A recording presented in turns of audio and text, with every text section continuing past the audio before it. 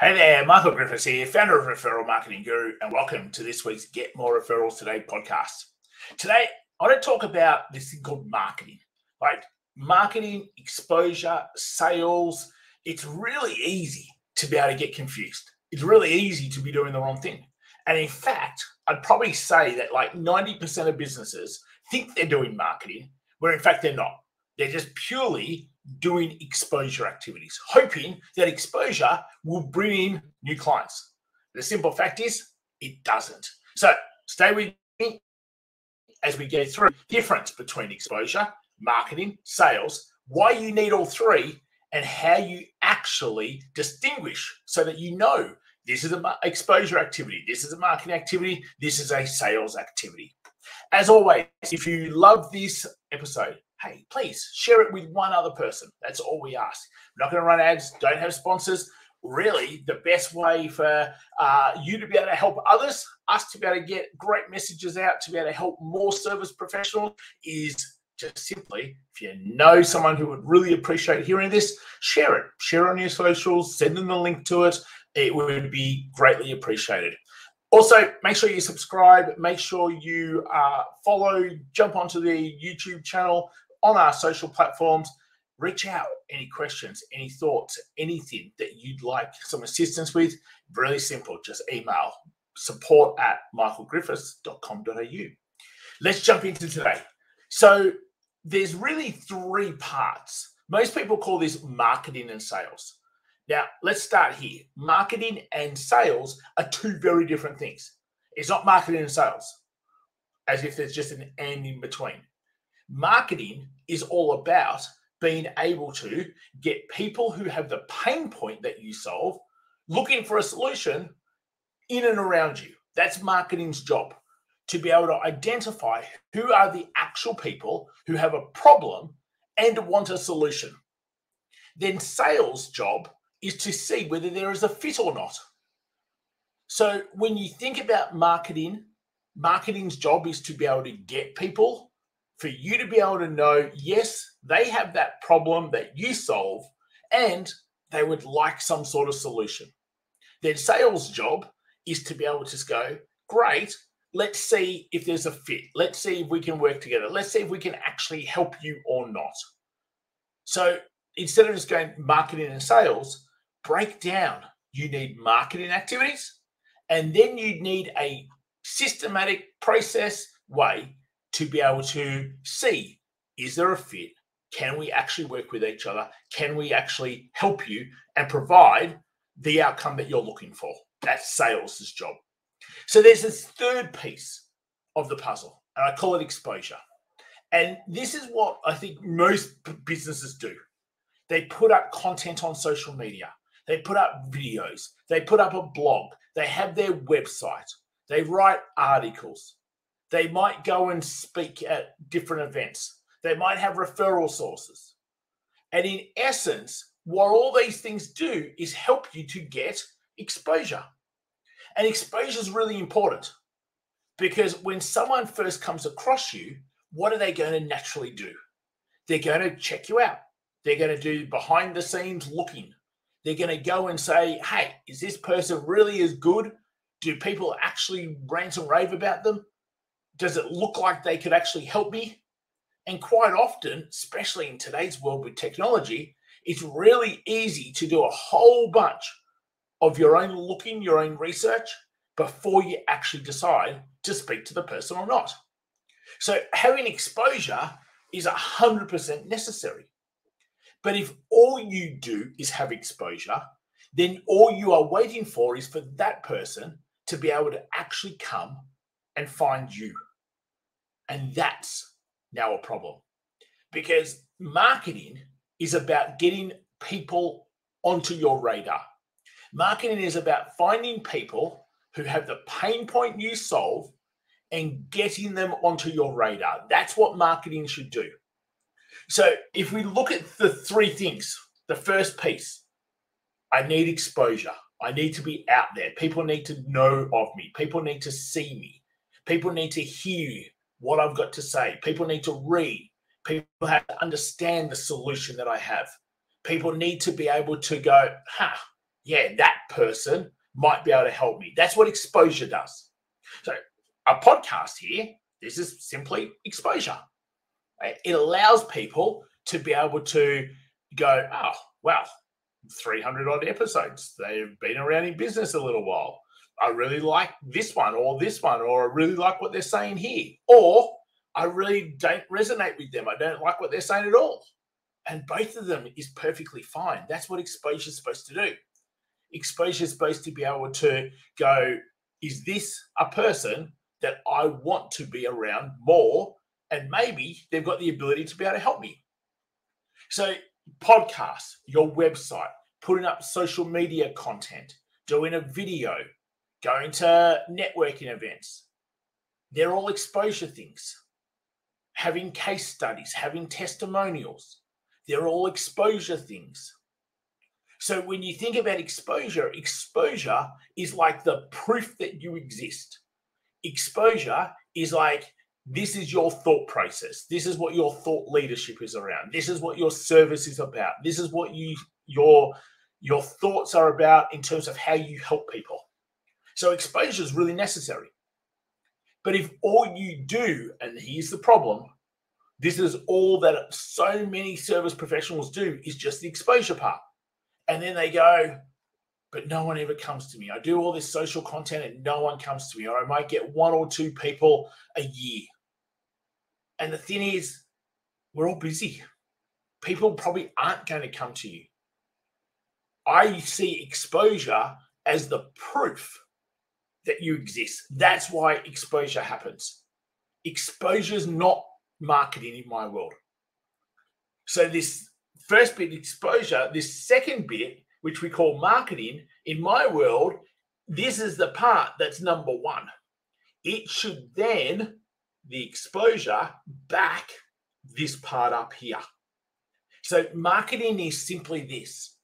How do you bring people who have the pain point that you solve into your world and onto your radar? Now, there's lots of ways that you can do that, but you need at least one way to be able to bring the people you help who have the pain point you solve onto your radar. So with our partnership club tribe as an example, let me just pick one person from there and give you an example. So we have a HR consultant. Let's use them as the example. So the HR consultant, exactly that. They help service professional businesses who have employees to be able to manage their HR, to be able to stay on top of workfare legislation, to be able to make sure that they've got the right agreements, to be able to make sure that they're doing the right things and they're following the law without having to have their own HR person. Because having your own HR person is an expensive full-time role. And these people don't need that. They might only have 2, 3, 4, 5. They might even have up to 20 employees. Don't need a full-time person.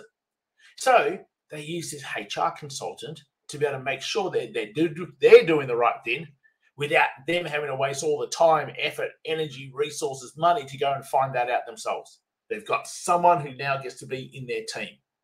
So now, who do they serve? They serve service professionals who have employees.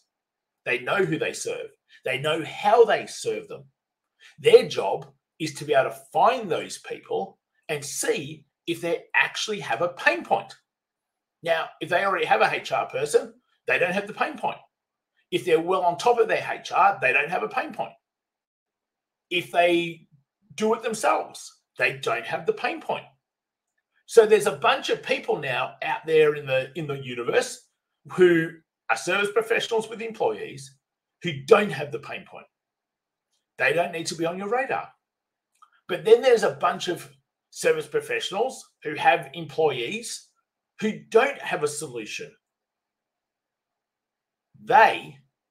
We need to go and find to be able to bring onto our radar. So you could go around and you could simply go, are you a service professional with employees that need help with HR? Yes, I am. Great. On the radar. No, I'm not. Cross, off the radar. You could do that. In essence, that's what cold door knocking and cold calling is really all about. But that's not what we want to do. Like most people don't enjoy doing that. And most people would like other ways to do that. So you've got to be able to simply have something that brings them into your world. We call it an attraction tool.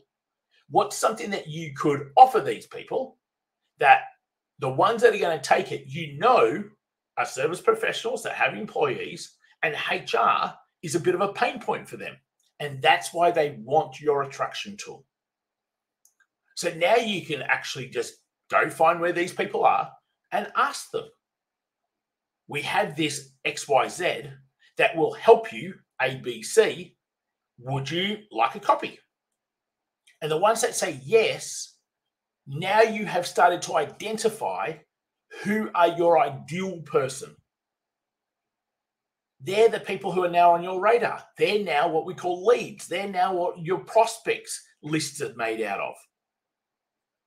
So just doing exposure doesn't get you to that point.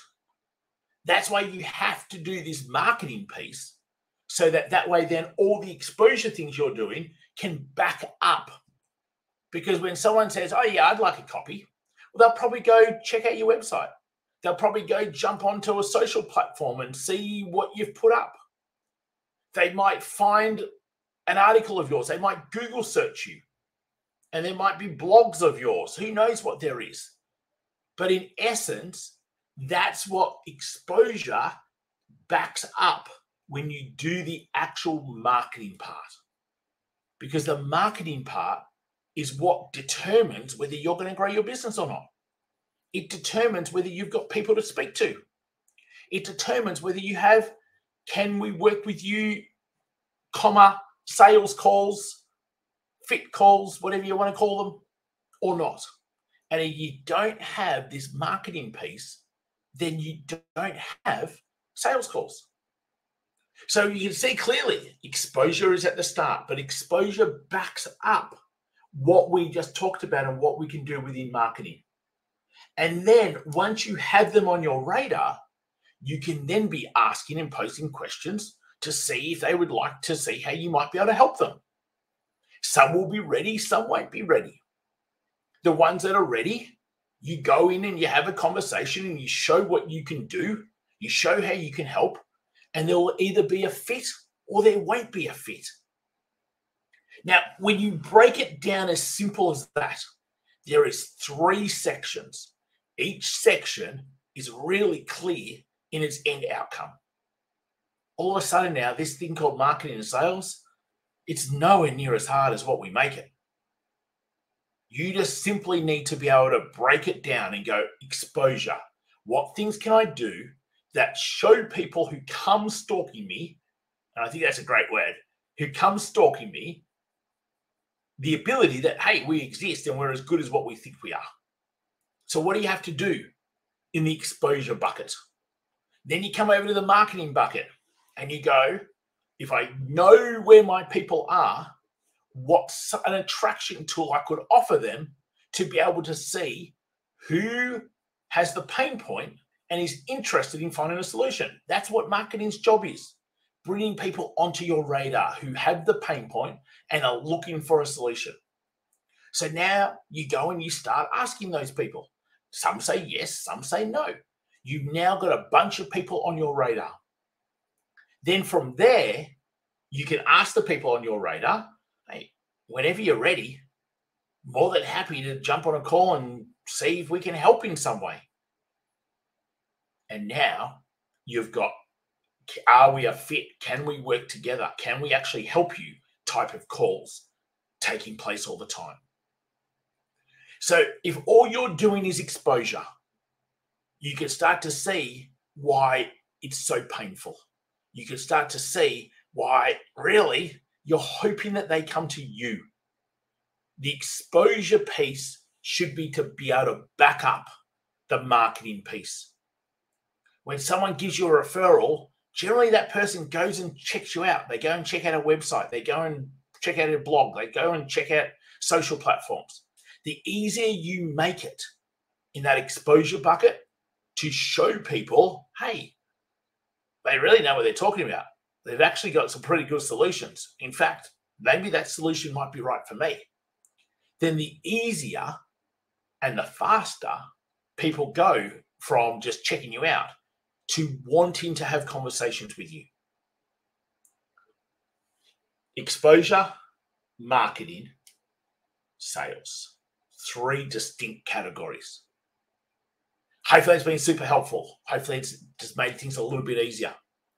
Because if you just simply go, what can I do to get exposure and to show people that, hey, we're pretty good? And then what can I do in the marketing bucket to offer some sort of attraction tool to get people onto my route? And then let's ask those people, would they like the ability to see how we might be able to help them? Some will, some won't. And either way's fine. 3 distinct areas to be able to help you get more people into your business. Hopefully it's been super helpful. Reach out, support@michaelgriffiths.com.au if you want any clarity, if you've got any questions, if you want help being able to grow your business, make your business more profitable and more magical, then just simply, again, reach back out. Otherwise, as always, share this with one other person that you think would really appreciate being able to understand how to be able to grow their business, how to be able to become a bit more profitable, how to be able to just simply get some more clients. Till next time, guys, take care and speak to you real soon. See you later, all.